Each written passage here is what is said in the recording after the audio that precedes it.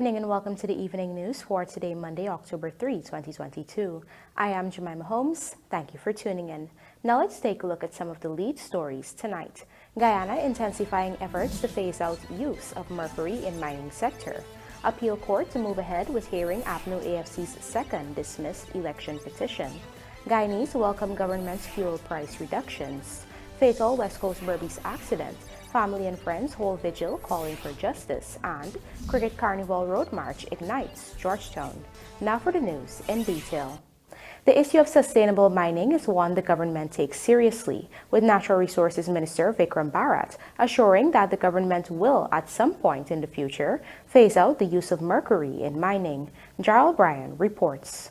Minister Bharat spoke of mercury and its effects on the environment during a regional workshop focused on reducing the use of mercury. According to him, the government intends to one day phase out the use of mercury in mining. We too, like Suriname, would have signed up to the Minamata Convention, and we too are committed to ensure that we minimize the use of mercury, and I'm choosing my words very carefully. I don't want to make a commitment that will just be lip service or that we cannot keep. Because there are many that will come and say that by next year we'll stop the use of mercury. I cannot make such a commitment. I'll just be giving lip service to you. But what I can assure you is that we are working towards minimizing and at some point in time, in the near future, to stop the use of mercury. At the same time, the minister noted that affordable alternatives must be available to fill the void left by mercury. To stop the use of mercury or to minimize the use of mercury, then we need an alternative that is affordable. Yes, there are alternatives, but are they affordable? Can the small artisanal and small-scale miners afford the alternatives that are available today? And I'm surprised that there hasn't been any new invention. There hasn't been any organization working towards finding a cheap, reliable alternative to mercury that's environmentally friendly, that can increase our recovery rate. I haven't seen any alternative that we can use to mercury that is affordable and that our miners will adopt to and they will accept.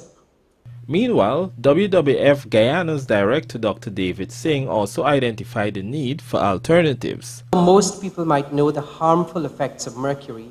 People are willing to take risks in mercury use as a means to earn a livelihood. But as with any activity, people will make rational choices based on 4 factors. The first factor is the information that's available. The second factor is alternatives. What are the alternatives that are possible? Thirdly, what is the cost of those alternatives? And fourthly, the confidence that's built through peers, through people who do the thing. So if people see somebody, a friend doing something differently, and they will trust that friend, they will possibly do something differently. Mercury, also known as quicksilver, is a highly toxic chemical used in mining to bind gold together. It was reported that exposure to mercury fumes affects the nervous and reproductive systems and damages brain function.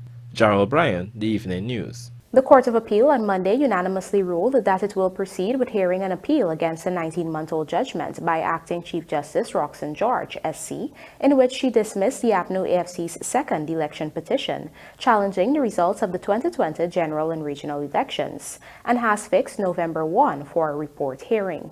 Here are the details from Fiona Morrison. Filed by Claudette Thorne and Heston Boswick, the election petition sought to have the election results invalidated on the ground of serious non-compliance with the Constitution of Guyana and electoral laws as it relates to the Guyana Election Commission, GECOM's conduct over those elections. On Monday, the court's bench, comprising Chancellor of the Judiciary Acting Justice Yonette Cummings Edwards and Justices of Appeal Don Gregory and Rishi Prasad, ruled in favor of a motion filed by Senior Counsel Roysdale Ford for the hearing of the matter to be expedited, noting that his reason for doing so is because of the public interest nature of the case and that no one should be turned away from the seat of justice. Trinidadian Senior Counsel Douglas Mendez, who represented Vice President Dr. Barrett Jagdeo, one of the respondents in the appeal, had, however, asked the appellate court to dismiss the motion, arguing that it was the petitioners who had failed to initiate the process to prosecute the matter. In so doing, he argued that there would have been no resistance if the petitioners had filed the application for an urgent hearing by May 31, 2021, instead of August 30th, to cater to the likelihood of a further appeal to the Caribbean Court of Justice, CCJ. But Ford, who is also the Shadow Attorney General and Legal Affairs Minister, argued that this is not the case, stating, open quote, "The High Court documents which would be necessary to constitute an appeal remain in the custody of the High Court," end quote. His clients, Ford pointed out, 19 months after the Chief Justice rendered her ruling, were forced to file the motion requesting an expedited hearing, not only because she failed to deliver a written decision, but because she failed to have the necessary documents prepared and sent to the appeal court. Todd and Boswick had contended that Section 22 of the Elections Law Amendment Act and Order No. 60, also known as the Recount Order, were in violation of the Constitution. But in dismissing the petition, the Chief Justice held that the petitioners failed to present evidence to support that the conduct of the elections contravened the Constitution and electoral laws. She ruled that neither Section 22 nor the Recount Order was ultra-vires the Constitution, adding that Article 162 of the Constitution empowered GCOM to take whatever actions were necessary to conclude the elections, including embarking on a recount of all ballots. Fiona Morrison, The Evening News. The Guyana government continues to receive praises for its unprompted move to slash fuel prices on gasoline and diesel at the Guyana Oil Company, Guyoil, a move that is expected to force the private-owned entities to follow suit. In addition to major stakeholder organizations, citizens themselves have thanked the government for its decision. Here's a look. Through Guyoil, government has slashed the prices of gasoline by 20% and diesel by 15%. This means that gas has been reduced from $265 per litre to $215 per litre. Additionally, diesel prices were reduced from $265 per litre to $225 per litre. As global fuel prices skyrocket, government had intervened several times to lower the prices at the local pumps. The last measure taken was the lowering of excise tax rate on fuel to zero in March of this year. The Guyana Oil and Gas Energy Chamber has commended the government on this move, describing it as a hands-on and proactive approach. GOVT'S said it estimates this move will cost the government between $5 billion and $10 billion in foregone annual revenues. Notwithstanding, the organization said these are bold and commendable measures implemented by the government in an effort to bring further relief to consumers in the short term. The Federation of Independent Trade Unions of Guyana, FITUG, also lauded the move, saying it demonstrates the active attention the government is giving to address the cost of living of Guyanese. Evening News took its cameras to the streets of Georgetown on Monday, where several stakeholders shared their views on this development. It was very hard, very hard. We used to walk for through fuel actually when the week up. But now, like, if it dropped, we can do good. We feel okay, but at least it could go down some more. That gas price could drop a little bit more and for us to feel better, because even the drop, I was surprised this morning. I went to the gas station and I said, "So what?" I said, "Yes, they're looking up." But as they go, we still above a normal procedure, but we need to go down a little bit more and we feel better. Like 189? Yeah, 189, 106. Yeah, that's good. It balancing, but it could be a better price. It balancing, I mean, you just make a profit on it, but it could be a better price. I just came to the gas station, there's a long, hell of a line just for gas. Yeah, Guyana gas. But, I mean, if it could be a better price, I think we could work along with it. It really come in good because people is struggling out in the system out here about it, and now that it dropped, it's better for everybody. Yeah. Right, so, but what going on with the cooking gas? The cooking gas and dropping the cooking gas is still the same thing. But you know, this is the best thing the president doing for me right now is that drop the gas price, because it was really hard on people out here, you understand? And he must say thanks for it. Bishar Mohammed, The Evening News. Former Member of Parliament and Central Committee member of the People's Progressive Party, Philomena Fireball Sohoy Shuri, has passed. She was 91 years old. Inspired by the late Janet Jagan, a young Sohoy Shuri entered into the world of politics, where she worked with her idol in countrywide campaigns aimed at getting families to start investing in the education of girls. Sohoy Shuri later went on to become the General Secretary of the Guyana Sugar Workers Union and worked feverishly to change the name to the Guyana Agricultural Workers Union, GAU. Her next struggle was to fight alongside her comrades for the independence of Guyana. She later became president of the Women's Progressive Organization of Guyana. She was then appointed as a member of parliament for the People's Progressive Party Civic during the period 1968 to 1971. She was later appointed the parliamentary secretary for the Local Government and Regional Development Ministry and the Housing and Water Ministry. In expressing condolences upon her passing, President Dr. Irfan Ali has said the country owes an eternal debt of gratitude to this outstanding daughter of our soil, who was a fearless and formidable fighter in the struggle for freedom. A 4-year-old girl is said to be in a critical condition after she reportedly consumed a poisonous substance. The incident occurred at the child's number 50 village, Currentine Burby's home on Sunday afternoon. Reports are that the toddler's mother had a 1-liter bottle containing a poisonous substance which she used to spray her yard. A quantity of the poison had remained, and the mother decided to secure the bottle in a goat pen at the back of her home. On the day in question, the 4-year-old was playing in the yard when she reportedly found the poison and consumed it. When the 23-year-old mother realized what happened, she rushed the child to the Port Morant Hospital, and she was later transferred to the New Amsterdam Hospital. Police said her condition is listed as critical and that investigations are ongoing. Coming up, Venezuela border controversy, Guyana stays committed to peaceful settlement at ICJ, and Ferry Pass online payment system aims to reduce waiting lines complaints. Do stay with us. More news ahead.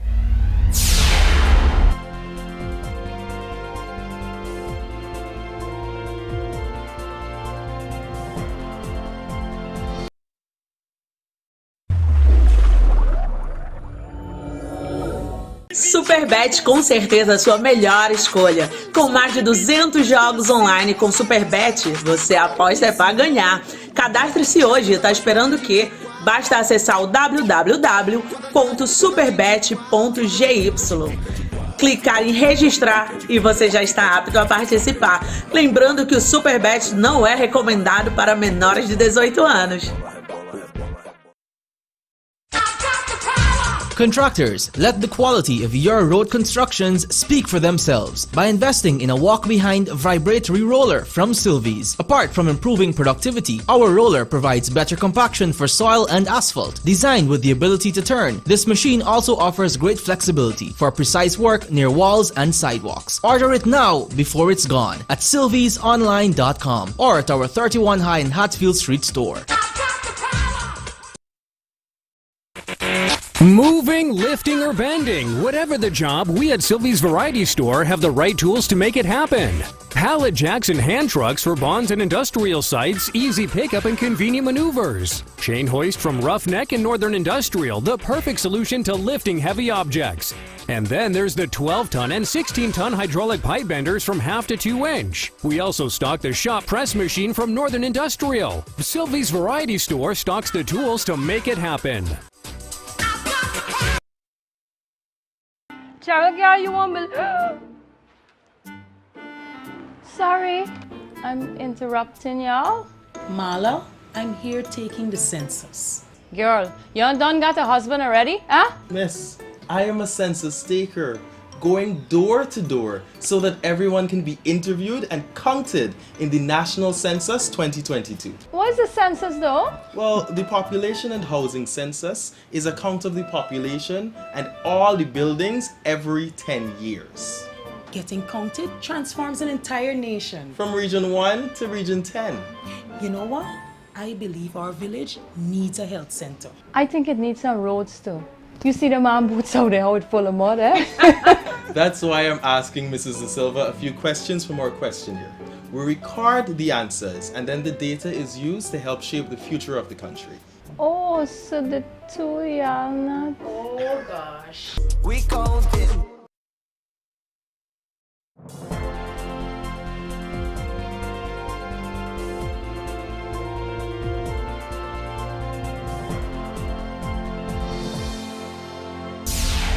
Welcome back. You're watching the evening news.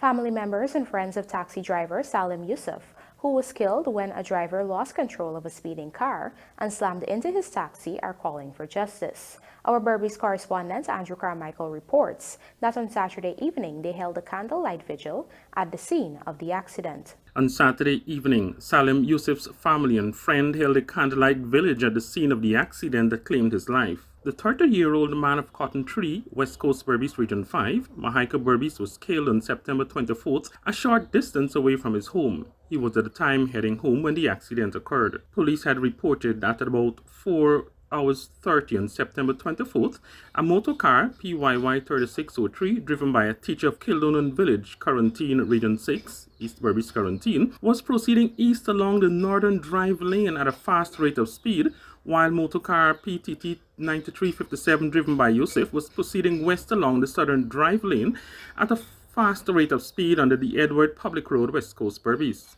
The police said that the 33-year-old teacher lost control of his vehicle and collided with the right side of Yusuf's car on the southern drive lane. As a result of the collision, both vehicles received extensive damage. Closed-circuit television footage of the incident showed the teacher veering off of the lane into the lane of the oncoming traffic, forcing one driver to take evasive actions to avoid a collision before the teacher's car slammed into Yusuf's car. Acting Regional Commander Lawrencedale Wilcher said the matter is still being investigated. He noted that the driver has been released on station bail. The commander added that the traffic department is still awaiting on some additional information before a file can be prepared and sent to the Director of Public Prosecutions for advice on the way forward. Family members of the now dead taxi driver have expressed concern that the driver has been placed on station bail without being charged. However, under the law, the police can only detain a person for up to 72 hours without charging them unless being granted the permission by a high court to extend the period of detention beyond 72 hours. Andrew Carmichael for Evening News. President Dr. Irfan Ali's speech at the United Nations General Assembly ruffled feathers in Caracas, Venezuela. But according to Guyana's Foreign Affairs and International Cooperation Ministry, the government remains committed to this path of peaceful settlement of its border controversy with Venezuela. Here is more from Rupa Sinarain. While in New York last month for the United Nations General Assembly, President Dr. Irfan Ali in his address had made reference to the border controversy with Venezuela. At the time, President Ali quoted UN Secretary-General Antonio Guterres when he said that they were committed to make the most of every diplomatic tool for the pacific settlement of disputes as set out by the Charter of the United Nations. These tools include negotiation, inquiry, mediation, conciliation, arbitration, and judicial settlement.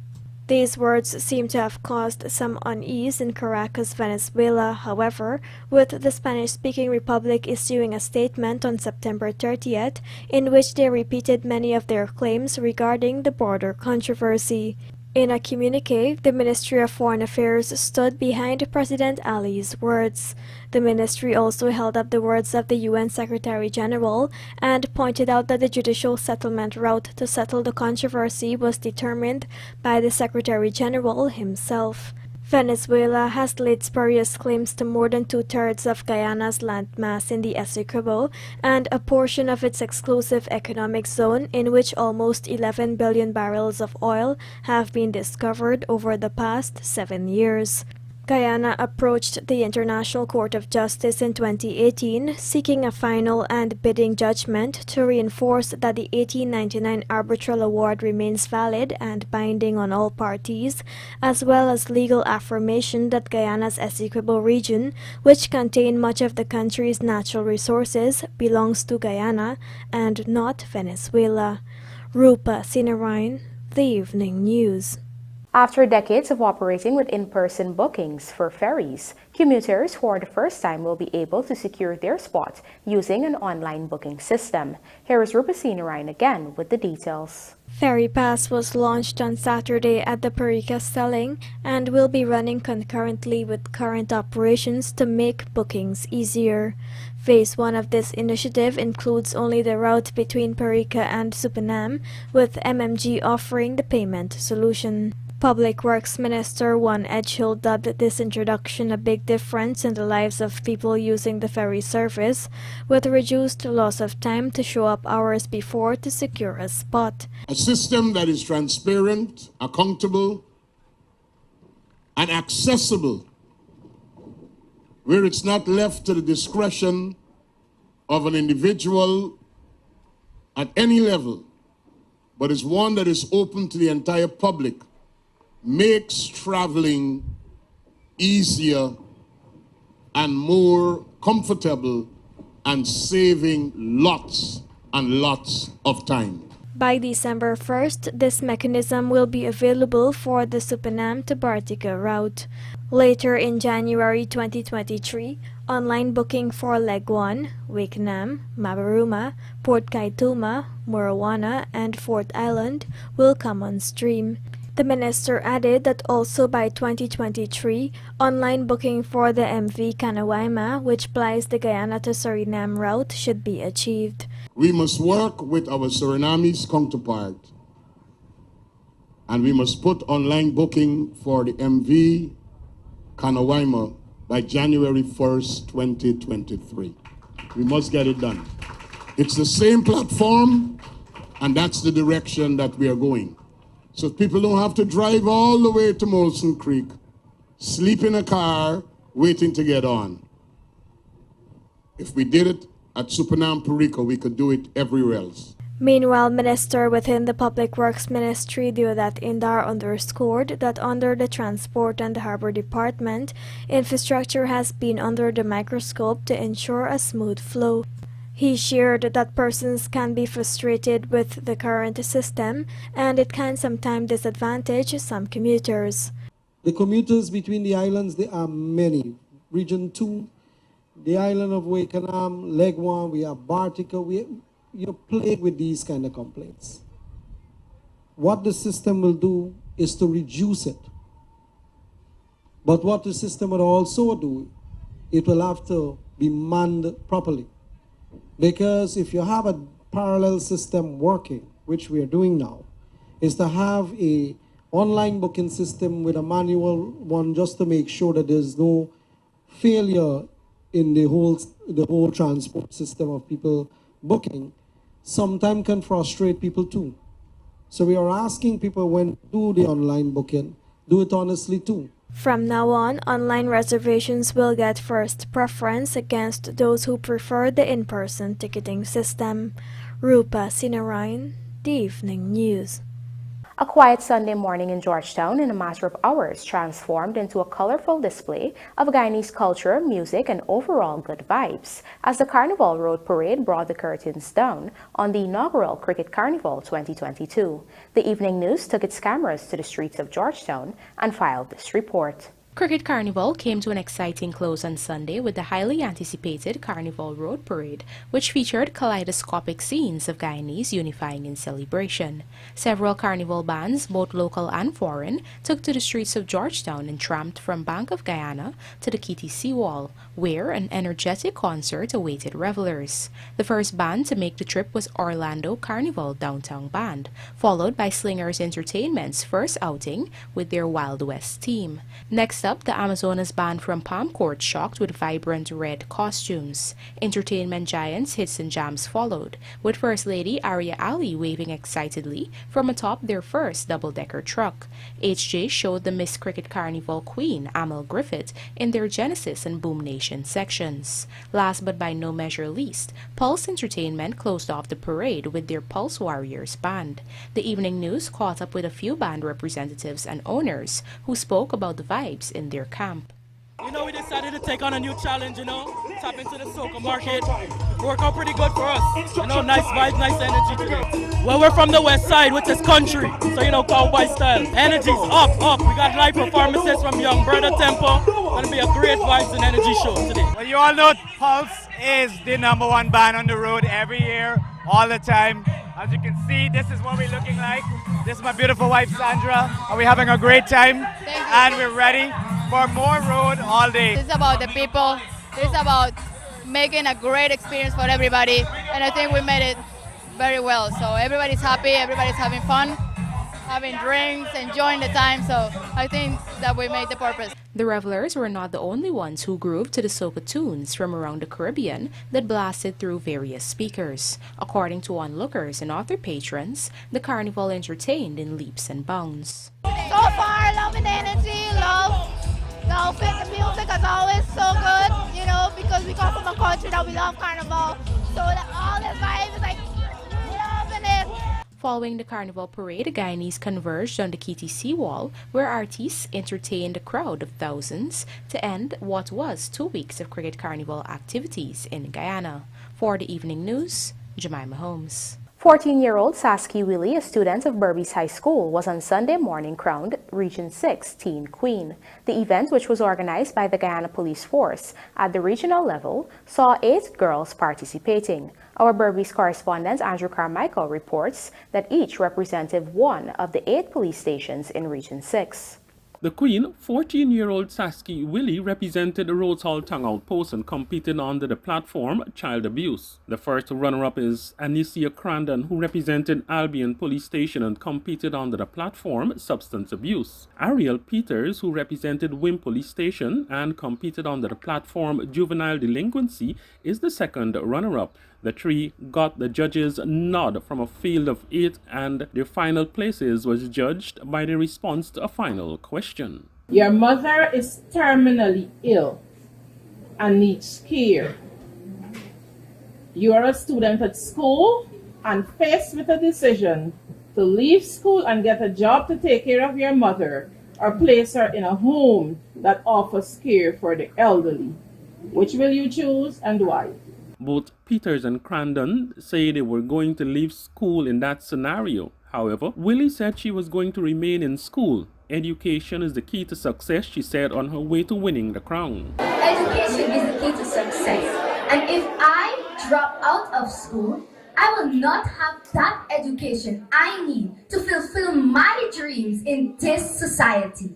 So I will love and care to take my mother into a home where she has been treated properly and well. The contestants participated in 4 categories: cultural wear, sportswear, talent, and evening gown. Before the final 3 were selected, Peters had pushed herself out as a front runner, having dominated the earlier stages of the pageant, but stumbled when the final question was put to her, worth 200 points. Peters won the Best Smile, Best Sportswear, Most Talented, Most Disciplined, and Best Cultural Performance. Willie was judged Miss Intelligent. She also was awarded for being the youngest participant. She also won the Best Introduction Award. The Miss Congeniality Award went to Crandon. Similar pageants are being held in other administrative regions. The national finals will be held on November 5th in the capital city. Andrew Carmichael, The Evening News. And now for a look at the bridge reports. The Demerara Harbor Bridge is expected to be closed on Tuesday, October 4th, 2022 at 23 hours for a period of 1.5 hours. Meanwhile, the Berbice River Bridge is expected to be closed on Tuesday, October 4th, 2022 at 11 hours 40 for a period of 1.5 hours. Hetmeyer ousted from World Cup squad, Brooks named replacement, and North Rheinveld upset CWSS as Guyana League continues. Details of these stories in the Sportcast, sponsored by Macorp, coming up on the other side of the break.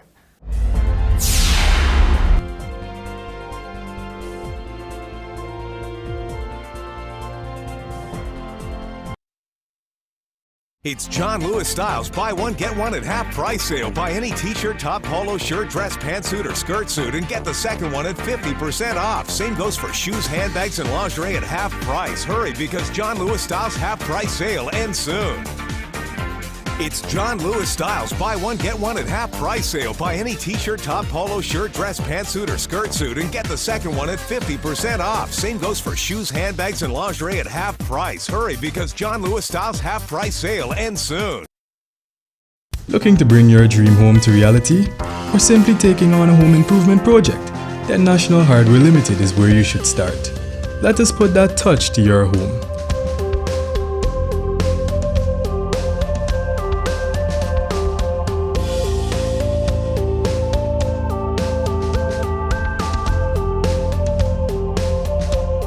Choose from over 1,000 Berger Paint original hues for any surface.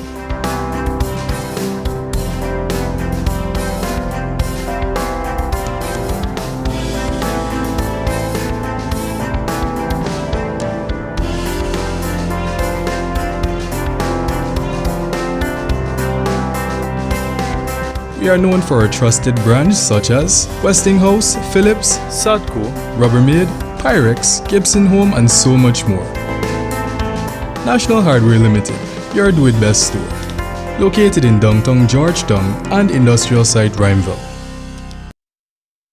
Cheryl, girl, you won't believe. Sorry, I'm interrupting y'all. Marla, I'm here taking the census. Girl, you done got a husband already, huh? Miss, I am a census taker, going door to door so that everyone can be interviewed and counted in the National Census 2022. What is the census though? Well, the Population and Housing Census is a count of the population and all the buildings every 10 years. Getting counted transforms an entire nation. From Region 1 to Region 10. You know what? I believe our village needs a health center. I think it needs some roads too. You see the man boots out there, how it's full of mud, eh? That's why I'm asking Mrs. Da Silva a few questions from our questionnaire. We record the answers and then the data is used to help shape the future of the country. Oh, so the two y'all not... Oh gosh.